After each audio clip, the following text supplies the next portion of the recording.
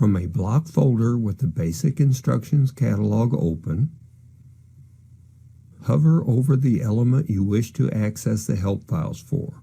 This will expose the menu for the element.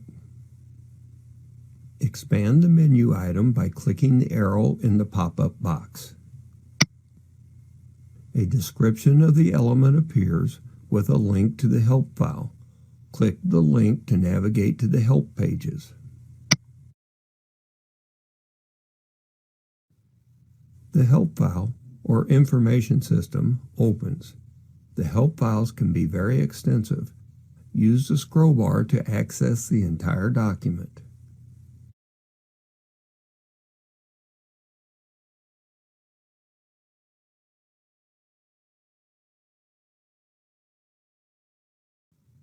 Close the window when you have obtained the information needed.